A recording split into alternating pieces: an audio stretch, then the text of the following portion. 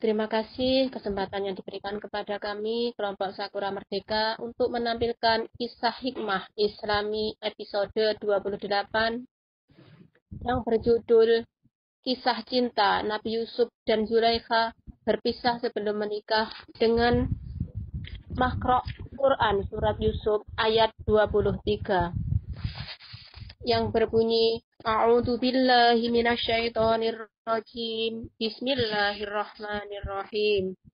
Wa rawadatuhu allati huwa fi baitiha an nafsihi wa ghallaqatil abwaba wa qalat hayta lak. Qala ma'adallahi innahu rabbi ahsanu maswa. Innahu la yuflihudz dzalimun.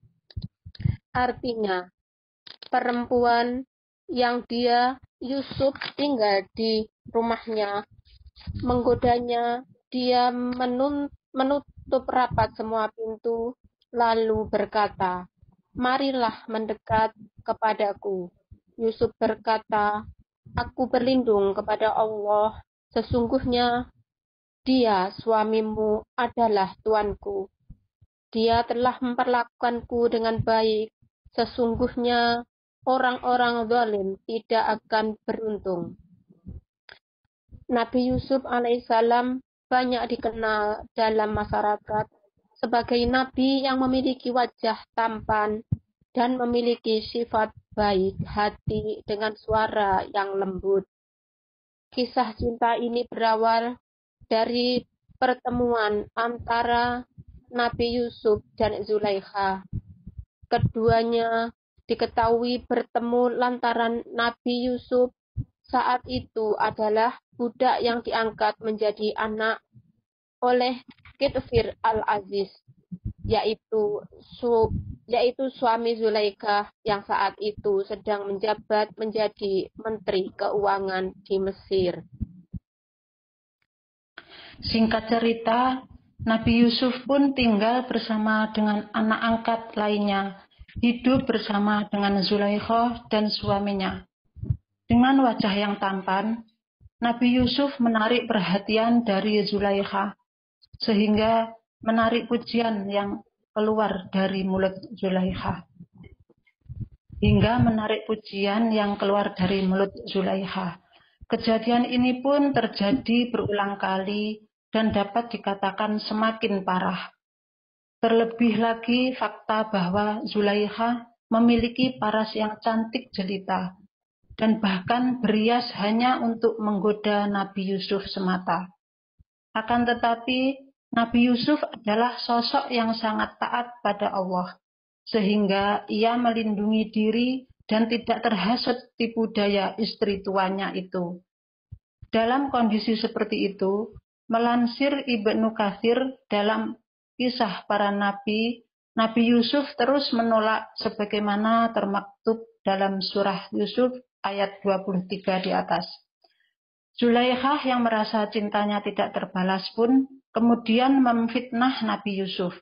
Suatu waktu ia mengejar dan menangkap Nabi Yusuf yang hendak lari darinya hingga gamis yang dipakai Nabi Yusuf terkoyak.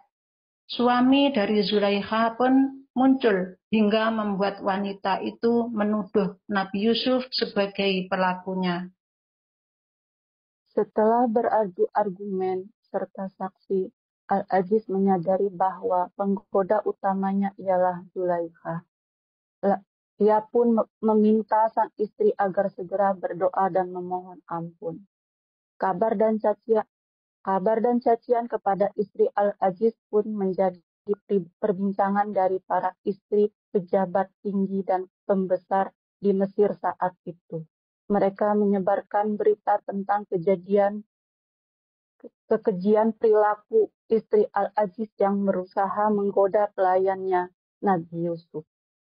Hal itu pun membuat Zulaikha berinisiatif mengundang mereka makan di rumahnya. Para tamu wanita itu diberikan pisau untuk memotong makanan. Zulaikha pun dengan sengaja memanggil Nabi Yusuf untuk hadir demi menunjukkan ketampanan beliau pada para tamu.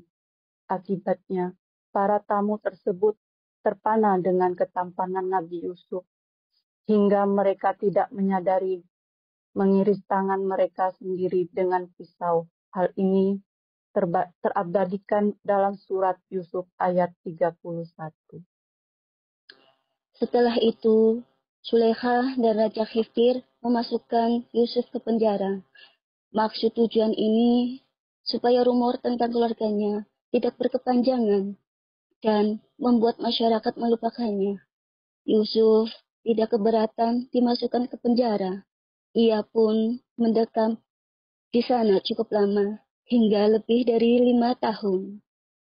Bertemunya kembali Nabi Yusuf dan Zulaikha seiring berjalannya waktu berlalu.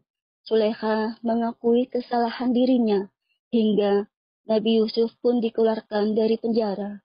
Al-Aziz juga turut membersihkan nama Nabi Yusuf atas tuduhan palsu yang dialamatkan padanya. Setelah terbebas dari segala tuduhan, Al-Aziz memberikan kepercayaan jabatan kepada Nabi Yusuf untuk memimpin Mesir dan berhasil menggantikan posisi raja yang sebelumnya memimpin. Tidaknya hanya itu, sebelum wafat, Al-Aziz sudah lebih dulu mempertemukan kembali Nabi Yusuf dan Zulaikha dan menikahkan keduanya. Dari pernikahannya tersebut, Nabi Yusuf dikaruniai 2 putra yang bernama Afrayin dan Mansa. Wallahu a'lam bishawab. Dari kami, mohon maaf atas segala kekurangan. Mohon maaf lahir dan batin. Wa akhiran, mari sakura. Wassalamualaikum warahmatullahi wabarakatuh. Waalaikumsalam warahmatullahi wabarakatuh.